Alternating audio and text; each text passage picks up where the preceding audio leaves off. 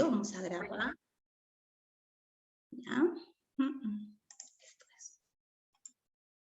Ya está. A ver.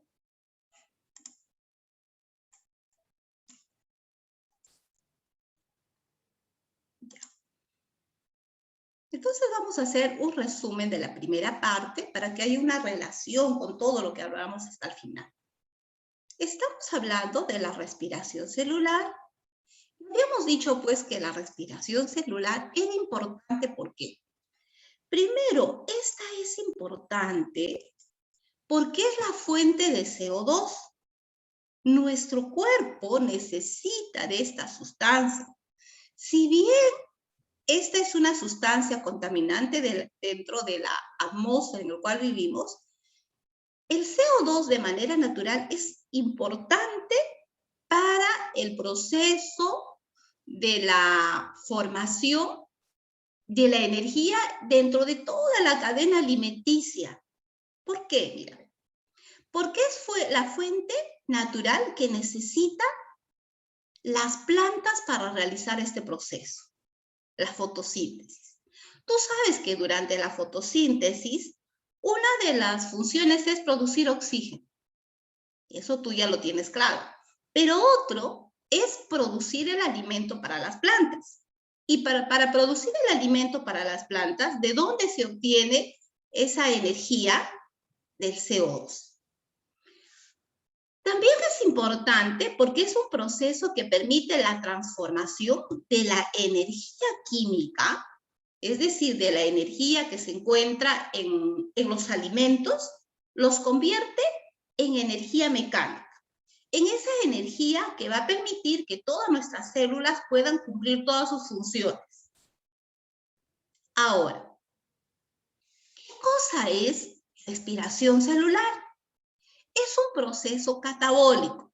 Tú debes recordar que catabolismo es un proceso de degradación, de descomposición de una molécula grande, de una molécula de gran tamaño, a moléculas simples. ¿Cómo mismo entiendo acá? Mira, cuando nosotros hablamos de respiración, nosotros estamos diciendo que utilizamos la glucosa. Y la fórmula de la glucosa es compleja. Carbono 6, hidrógeno 12, oxígeno 6. Esas moléculas ingresan y después del proceso de reacción en presencia del oxígeno se van a fragmentar en sustancias mucho más simples. ¿Y cuáles van a ser esas sustancias simples? El CO2 y la molécula de agua. Entonces, por eso se dice que es un proceso de degradación. ¿Ya? Entonces, ¿qué requiere energía? Yo tengo que darle energía a esta reacción para que se pueda realizar. Por eso dice, es un proceso exotérmico. Ahora, y luego se transforma la energía química en energía mecánica o energía calórica, que es la energía que necesitamos para cumplir todas nuestras funciones vitales. Este proceso se puede realizar de dos formas. Una de ellas, o el elemento que va a determinar estos dos tipos, es el oxígeno. La respiración Ana, así te vas a acordar, anaeróbica es aquella que no necesita de oxígeno. La respiración anaeróbica lo realizan las bacterias, los hongos, ¿ya? En procesos vitales. ¿Y dónde se realiza? ¿En qué parte se realiza? En el citosol de la célula. Ahora, para que se pueda realizar ello, existen dos procesos facilitos. Uno de ellos es la glucólisis. Tú solamente, por el origen de la palabra, puedes deducir qué significa. Gluco viene de glucosa y lisis significa rompimiento. Lisis significa rompimiento. Siempre vas a recordar eso. Lisis es rompimiento. Entonces será el rompimiento de una molécula de glucosa. Es una secuencia de reacciones que se efectúan en el citosol de una célula, mediante las cuales una molécula de glucosa se desdobla en dos moléculas de ácido pirúvico o piruvato. Acá lo tengo, mira. Esta es una molécula de glucosa. Después de este proceso de reacción, se forman dos piruvatos. Por cada molécula de glucosa se forman dos piruvatos o dos ácidos pirúvicos. Aquí lo ves. Luego,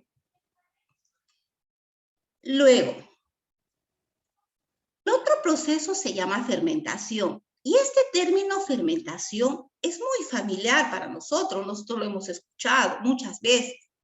¿En qué consiste la fermentación? Es un proceso de glucólisis, es decir, de rompimiento de los enlaces dentro de la molécula de glucosa. ¿Y qué produce? Produce piruvato. Eso nunca vas a observar. Después del rompimiento de la glucosa, ¿qué se produce? Piruvatos. ¿Cuántos? Dos. ¿Ya? Y al carecer de oxígeno como receptor de electrones sobrantes, se produce el NADPH. Eso se llama nicotilamina adenosin dinucleótido. Emplea para ello una sustancia orgánica que deberá reducir para reoxidar el NADPH a NADP. Ahora, esta fermentación, dependiendo de la sustancia que produce, puede ser de dos tipos.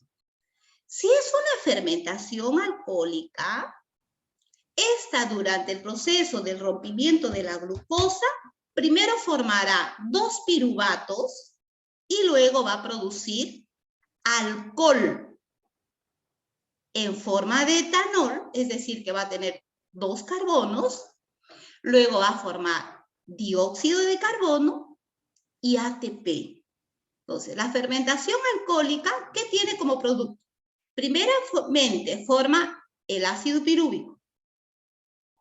Después de ello, va a formar alcohol etílico, el dióxido de carbono y esta molécula de energía. ¿Cuántos ATPs va a formar? Va a formar 2 ATPs. ¿Ya? Este proceso, ¿dónde se realiza? Se realiza en la formación de fermentos azucarados que se utiliza en la industria de las bebidas alcohólicas. Desde el vino más fino hasta nuestra famosa chicha de jora, que es el fermento de un cierto tipo de maíz. Si esta fermentación lo hacemos en condiciones asépticas, vamos a tener una rica bebida alcohólica. ¿Ya? Entonces, ¿y qué se produce durante la fermentación láctica? Ya no se produce ácido alcohol etílico, sino primero después de la glucosa se produce piruvatos y después de piruvatos se va a formar ácido láctico, se va a formar dióxido de carbono y también se va a formar ATP. Esa es la secuencia. Entonces la diferencia es el alcohol etílico por el ácido láctico. Ahora, ¿dónde se produce el ácido láctico? Se produce a nivel de músculos y el hígado. Ayer yo te decía que cuando nosotros hacemos ejercicios intensos, quien se va quemando son el almacén que tenemos de glucosa en forma de rollitos dentro de nuestro cuerpo. Tras ejercicios intensos se va quemando esas reservas. Y el dolor que nos produce estos ejercicios es la presencia de ácido láctico dentro de nuestros músculos. Mientras más intensos sea estos ejercicios o esta secuencia de ejercicios, la cantidad de glucosa que se va a ir quemando es mayor y por eso el dolor es intenso. Ahora, este dolor solamente podemos experimentar en las primeras etapas de ejercicios. Cuando nosotros ya hacemos que estos ejercicios sean parte de nuestra vida diaria, nuestro cuerpo ya está adaptado para la producción de ácido láctico y no siempre vamos a tener ese mismo dolor que después de un tiempo que empezamos a hacer ejercicios. Ya, entonces, hasta aquí, la fermentación es la descomposición de glucosa en ausencia de oxígeno, pero se forman productos. Si el producto es alcohol etílico, dióxido de carbono y ATP, se habla de una fermentación alcohólica. Si el producto es ácido láctico, dióxido de carbono y ATP, es una fermentación láctica. ¿Dónde se produce la fermentación alcohólica? En bacterias, en hongos como las levaduras. Y en la fermentación láctica, en los músculos, en el hígado. ¿Ya? Entonces, eso es. Ahora, habíamos visto una respiración en ausencia de oxígeno, pero hay otra respiración llamada aeróbica, y ahí es muy fácil, mucho más fácil de poder recordar. Aeróbica necesita de oxígeno para que ocurra este evento. Este es un proceso realizado por organismos aeróbicos, es decir, utilizan el oxígeno molecular, el O2.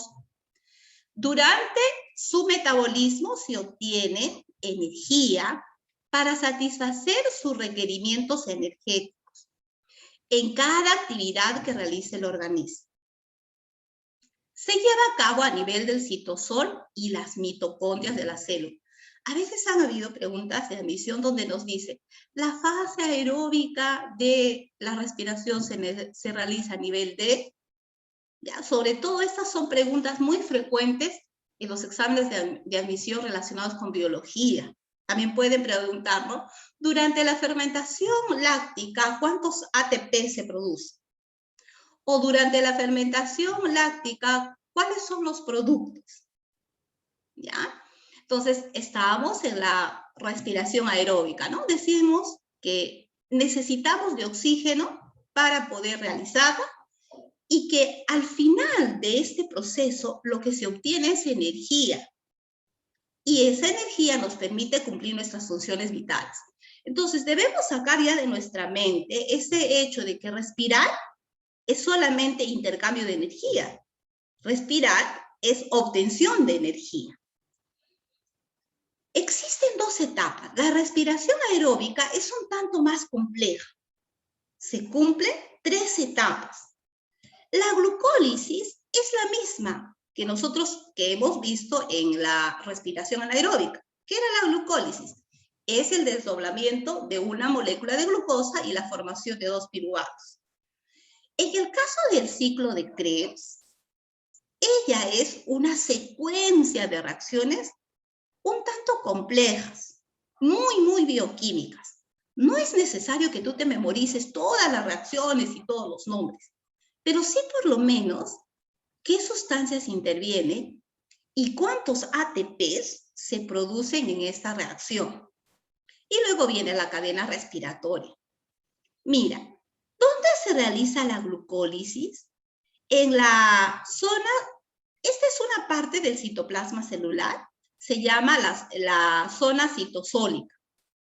Pero principalmente la respiración celular se realiza a nivel de las mitocondrias. Yo no sé si tú recuerdas, cuando nosotros hablábamos de las organelas de la célula, nosotros sabemos que la organela de la respiración en la célula son las mitocondrias. Por eso a las mitocondrias también se le llama como los centros energéticos de la célula. Por eso. Ya, entonces vemos, mira, ve. Para así, en este grafiquito está resumido lo que es la respiración aeróbica. El primer paso va a ser la glucólisis, donde a partir de una molécula de glucosa se van a formar los piruvatos. Aquí están viendo. Una molécula de glucosa intervienen las coenzimas como el NADPH, nicotinamina adenosín dinucleótido. Se produce esta reacción, se forman 2 piruvatos, se producen 2 ATPs durante este proceso. Luego se ingresa dentro de las mitocondrias y dentro de las mitocondrias se van a producir una serie de reacciones. Y aquí está la serie de reacciones. A esta serie de reacciones que se van a producir se llaman ciclo de Krebs. Producto de esta serie de reacciones se va a producir 6 moléculas de CO2, 6 moléculas de oxígeno y se van a formar ATPs. ¿Ya? Es en esta fase donde se va a producir la mayor o el mayor número de ATPs. Luego vamos a ver cuánto. Después de ella se transportan los electrones a través de una cadena transportadora de electrones. Aquí, mira, ven. Ya, esta es. Entonces, la glucólisis es una etapa en la cual la glucosa se desdobla en 2 piruvatos. Eso es el resumen. Luego se ingresa hacia el ciclo de Krebs. Y durante el ciclo de Krebs, o ciclo también llamado ciclo de ácido tricarboxílico, dice, consiste en una serie de reacciones cíclicas, sigo un ciclo, que ocurre en la matriz mitocondrial, iniciándose con el ingreso del piruvato, es decir, los dos que se produjeron en la glucólisis ingresan a través de la membrana mitocondrial. Luego se pierden el hidrógeno, es deshidrogena, eso es decir, pierden el hidrógeno. Luego pierden el CO2 y se asocian con esta coenzima. Han habido preguntas de examen de admisión. ¿Qué coenzima interviene dentro del ciclo de Krebs? Es la coenzima A. Y también su signo han sido preguntas. El CoA, coenzima A. Para quedar como acetilcoenzima A. Bajo esta condición ingresa al circuito de reacciones uniéndose a otra sustancia química, oxalacetato, para retornar nuevamente y hacer nuevamente el ciclo. ¿Ya? Entonces el ciclo de Krebs es un conjunto de reacciones. Se habla hasta de 9 reacciones químicas que se producen en ciclo. ¿Quiénes intervienen ahí? Intervienen los productos, los piruvatos, interviene la coenzima A y el oxalacetato.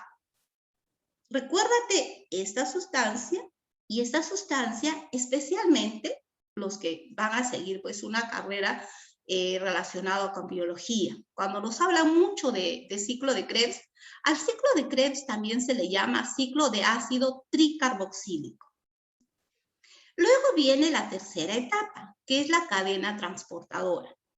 Durante la cadena transportadora, dice, es una estructura proteica que se encuentra en la cresta mitocondrial. Tanto el ciclo de Krebs como la cadena respiratoria se producen a nivel de las mitocondrias, cuya función es transferir los electrones de las moléculas reducidas, es NADH2 y FADH2, hacia el oxígeno, que al unirse con el hidrógeno formarán la molécula de agua. ¿Ya?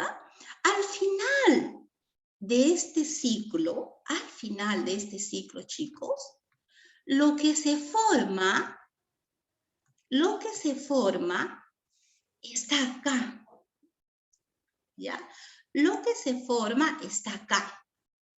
Mira, ingresó una molécula de glucosa. Intervinieron 6 moléculas de oxígeno. Intervinieron 6 moléculas de agua. Después de esta reacción se forman 6 moléculas de CO2, 12 moléculas de agua y se forman 36 ATPs.